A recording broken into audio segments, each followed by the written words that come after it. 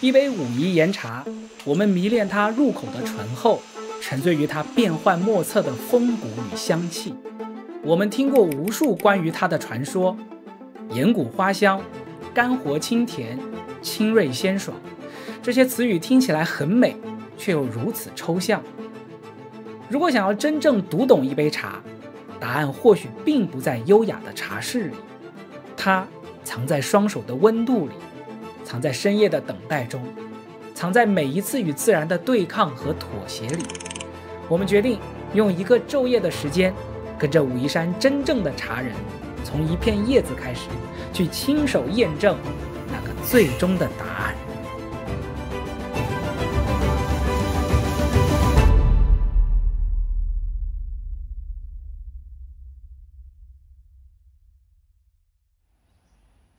故事就从武夷山的清晨和我们的向导茶人阿泽开始。我来了，黑泡茶再走。黑泡茶再走吗？不用吗？喝个早茶嘛，喝啊。一句喝一泡茶再走，是武夷山茶人刻在骨子里的待客之道。但为了探寻答案，我们选择即刻出发，带着小小的竹篓和满满的好奇，我们相信这将是一场充满茶香的浪漫之旅。这一篮够了，一篮钱一篮就够了，很难捡的。本以为茶园就在路边，没想到这才是挑战的真正开始。3公里的距离，200米的爬升，脚下的每一步都在深入武夷岩茶的核心产区正岩。所谓正岩，就是3坑2涧、8大岩等武夷山乌龙茶的核心产区。这里除了丹霞地貌拥有的砾石红壤，气候也温润稳定，土壤透气性和矿物质比例也非常适合茶树生长，是全世界独一无二的，仅仅只有这方圆72公里内能够产出真正正岩的风土。崎岖的山路消耗着体力，也消磨掉了最初的轻松。我们离那片传说中的茶园越来越近，也离自己的想象越来越远。但有意思的是，遇到了一处高低错落，看上去是不同茶树混种的茶园。这片茶园，你看，有一片是这样平平的，有一片是这样，就感觉很乱。这是2个不同的品种，有不同种植方式。我们树啊分成灌木、半乔木和乔木，就这3种型。但是灌木的话很难看，在主要的话，我们看茶树的年龄，还是看它的这个主干。岩壁之下，我们还见到了传说中的老丛水仙。然后老丛水仙，就我们种水仙呢，都喜欢种在阴凉的地方。所以像坑啊、窝啊、这种洞啊、涧啊，我们喜欢把水仙种在这样的地方，就它的阳光照射的不会那么充足啊，最多就3-4个小时能晒到太阳。就是它喜欢太阳，但是又不喜欢太阳长时间的暴晒。它喜欢阴凉，但是又非常的怕潮湿。走过一段上坡，在宋代始建的弥陀寺稍作休息，有人安静抄经，有人畅聊武夷见闻。一杯庙门口的肉桂，茶汤里的清凉气息，让我们对即将采摘的茶叶又充满了期待。这股清凉气息似乎是从茶叶还在树梢时就已经随风漫溢，就是站在这个地方闻到这种种叶香，清凉的味道，有没有闻到？清凉的味道，对，就是这个味道。庙门口肉桂就是这个味道，你知道吗？补给完毕，真正的任务现在开始。我们的采摘标准，就等会大家要采的标准是跟头春一样，1芽3叶，1芽3叶的标准。什么叫1芽3叶？你看啊，顶芽1、2、3，哎呦，这个采下来都没用，就是按这样子，按这样的标准采。好，我们就嫩嫩的采下来，就是你看像这样在这里的，我们就大拇指扣住食指的第1个指节，往上一提就行了。1芽3叶，好吧，我们就按这个标准采，一人2斤，没有采到的话鞭子抽，这昨天说过的，你们还来就是同意的啊。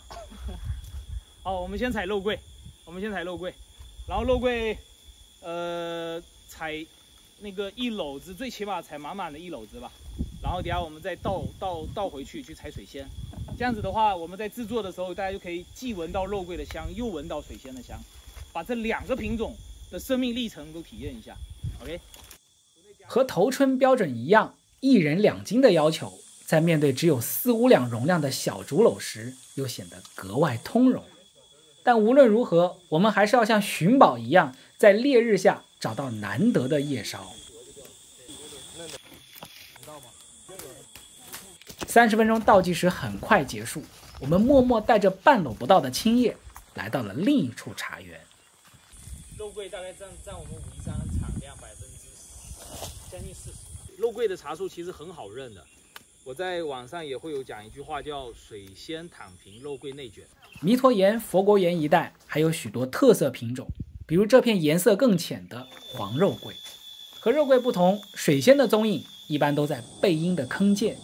虽然因为树况不得不放弃了采摘，但现场品鉴又有另一番惬意。特别阴凉的场地产出来的茶叶，它特别的肥厚，而且持嫩性很高。这种是阴出来的是重水。有的人就会讲说，就是为什么你一喝就能喝出来，就很玄的事情，就是靠喝茶就能喝出来。这个太阳晒的比较多，还是晒的比较少？或者说，我们换另外一种想法，这个的是种在干顶上的，还是种在坑涧里的？我们是能够喝出来的啊。那对于不懂的人来讲，他就觉得你在吹牛，或者说很玄，但实际上它是有原理在的，只是用什么语言来表达而已。这个从味我们可以回去感受。山谷里人是过客，周遭的一切才是主人。人少。但是其他的东西多。其实如果你仔细的听哈，不同季节下，各种各样的动物、昆虫啊，它们其实在做不同的事情，是吧？就是很有意思。你会发不同而且有鸟啊，有虫啊，甚至还有其他的动物，就它们都在做不同的事情，发出不同的声音。你坐这里听就行了。弥陀寺的屋檐下，有路人吹着禅意满满的糍粑。我们带着半篓不到的战果，想象着他们即将开启的奇妙旅程。然而那每篓不到2两的手采茶量太少，根本无法真正走完所有工序。师傅们早已备好了真正的主角——基采青叶。虽然天上云量在快速增多，但师傅们还是麻利地把青叶薄摊一层在晒网上，抓住难得的尾雕时机。有点老梗也是没办法了。突然乌云集结，雨点落下。幸运的是，很快雨过天晴。恰到好处的风和地热，反而让这些不被看好的基采青叶达到了不错的状态。阿泽当即决定让基采的青叶继续晾青，正式进入后续加工。而我们从山上带回来的手采青叶，则作为练习工具，让大家轮流体验工序。所以它的青叶会始终保持在中间。你可以轻的摇，也可以快速的重摇。摇青看似只是手腕上的游戏，却是乌龙茶工艺的灵魂。我见过最快的真的是2天就学会了。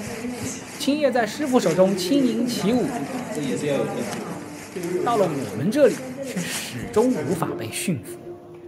摇青之后，叶片边缘被摩擦，天然生长积累在青叶中的多酚和氧化酶等物质会突破屏障，来到叶片表面，在温和的晾青环境中互相作用，发生反应。它是在发酵，它还会继续蒸发水分，逐步的淹软下去，叫死去的过程。然后你一摇青，你发现一摇，它梗子里面的水分又抽到叶面，然后它整个又膨胀起来了，好像又鲜活起来了，这就是活过来的过程。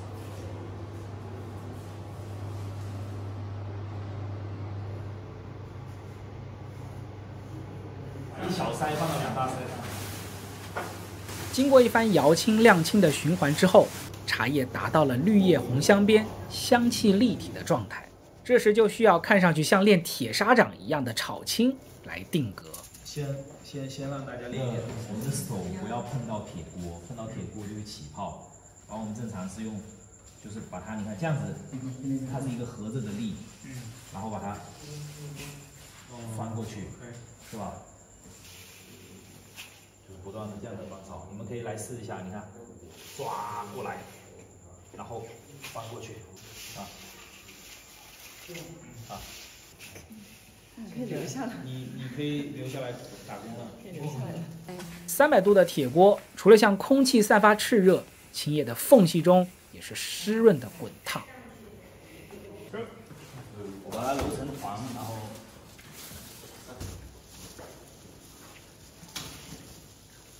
它其实就一个手啊，2个手配合，一个手要托住它的球，它一直是一个球，看到没有？它在转，你推上去，拉回来，看到没有？往前推的时候，是不是整个手掌，哎，就带动的，它是往前滚的啊。然后呢，拉回来，这只手护住，拉回来，它又转了一下，然后接着这只手又往前推，然后拉回来，接着又往前推，是吧？拉回来。轮到我们练习时，茶叶却很难聚合，而且很容易被揉碎。时而松，时而紧，啊，要不然它跟刚刚都是松散的叶片不一样，它已经开始形成一定的条索了。那么这个时候呢，我们要进行复炒。复炒，茶叶体积变小，更易焦糊，手也更容易被烫伤。我们再次退回围观的位置，静静欣赏这份专注。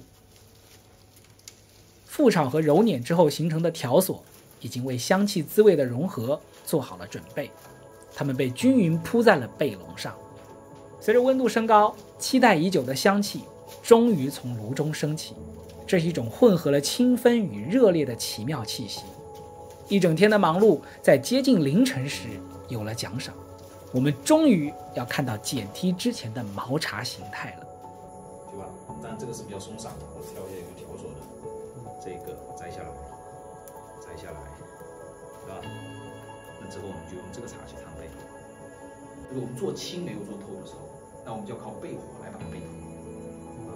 但是背火可能一次背不透，就比如说这一次背下去完了以后说，只能到这个火候了，再往上走就要焦掉了，就是颜色很红艳透亮的那个茶，我们背了2-3年的时间才背成。这个透字一出来完了以后，就是品种特征鲜明。品种特征鲜明就是各茶有各味，有理论支撑，有经验堆积，然后形成一定的系统，就是看到这个茶知道怎么背，肌肉记忆。但最终我们还是没能喝上自己亲手做的茶。旅程的答案，阿泽用另一种方式给了我们。